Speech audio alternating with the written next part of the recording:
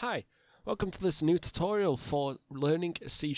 In this tutorial, we'll be creating some simple input and output options that will interact with our users. So stick around if you want to learn out how to do that. Okay, so first things first, we're going to keep our structure we have here, which is from the previous tutorial on creating a hello world. And what we're going to do is, instead of saying hello world, we're going to say hello, what is your name? And so we're going to be asking our player for their name. And we're going to store this. And to store this, we're going to need a variable. And the type of variable we're going to need is a string, because a name is made up of a string of characters. So what you do is you type in string using lowercase, and for good programming practice, your variable name needs to be readable, explain what it does, and start with a lowercase letter. So I'm going to show you a quick example. So what we're going to choose user name.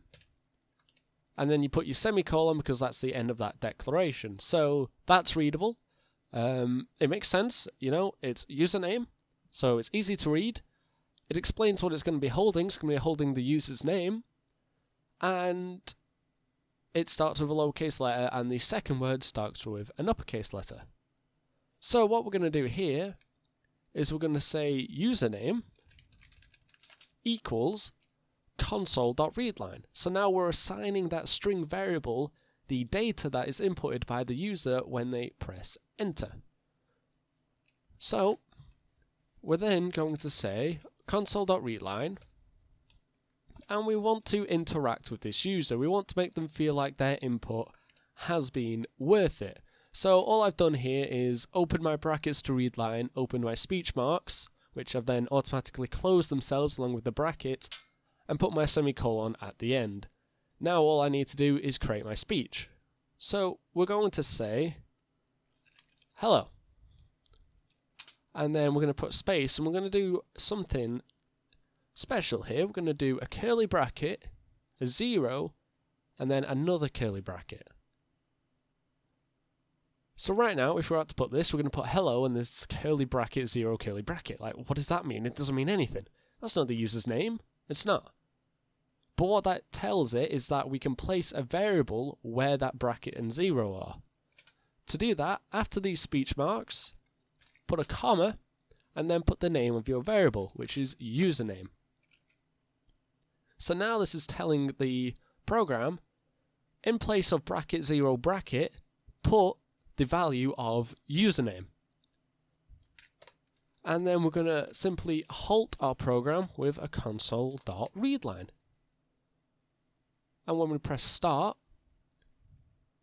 it's going to quickly compile. Okay, so here we are. It's compiled and my console's opened up and it's saying, hello, what is your name? And I'm going to input my name, Sam, and it says, hello, Sam.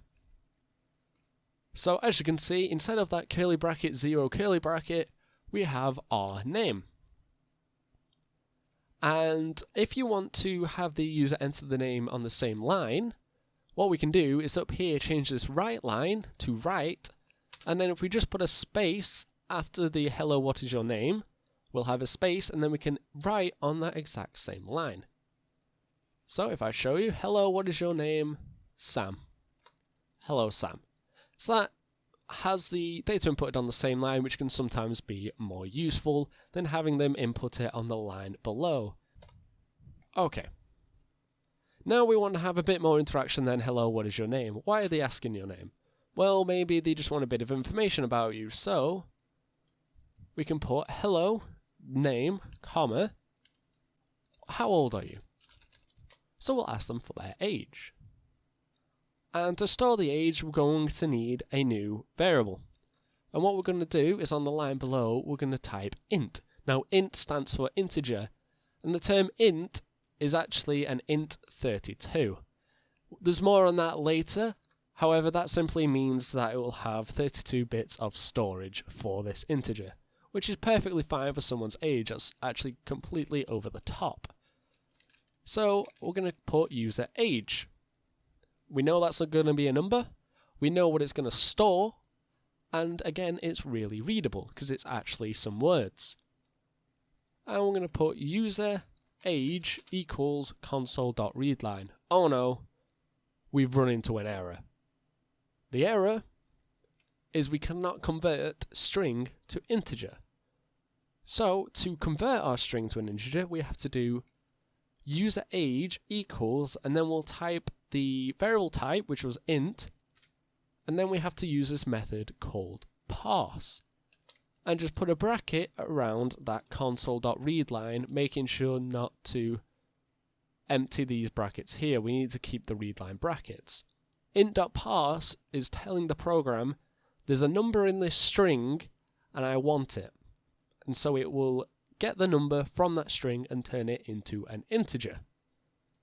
And then we need to halt the program again, so we'll use another console.readline. And after the user age, use console.writeLine. And now we're going to use two of those special functions I taught you just a moment ago. We're going to go, okay, so your name is bracket 0 bracket, and you are bracket 1, because we've already got a 0, we've already got a placement for the 0, the first variable we're going to store, years old. So we have to use 1.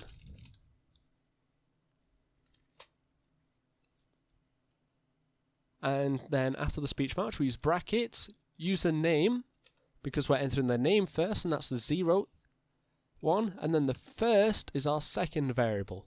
And I'll explain why 0 is 1 and 1 is 2 when we come round to it. If you want to know more about that term before we come to it, just simply Google 0 index and then programming language, and you should come up with an explanation. Then after we'll do another comma and user age. Now we'll recompile. It's saying, hello, what is your name? Sam? Hello, Sam. How old are you? Well, I'm 18. Okay, so your name is Sam and you're 18 years old. And we don't have anything after that, so when I press enter, it's just going to close. So there, we've created some simple input and output functions, but we've also been able to interact with the program by having it replace certain parts of our string with the values the user has inputted. And now we're creating some sort of interactive application for the user to use. Okay, so I hope you enjoyed this part of the tutorial. Give a like if you did, a dislike if you didn't. Leave a comment if your opinions are complicated or you have any questions, suggestions or advice on how I can improve this. And as always, don't forget to subscribe if you want to see more. Thanks guys, bye.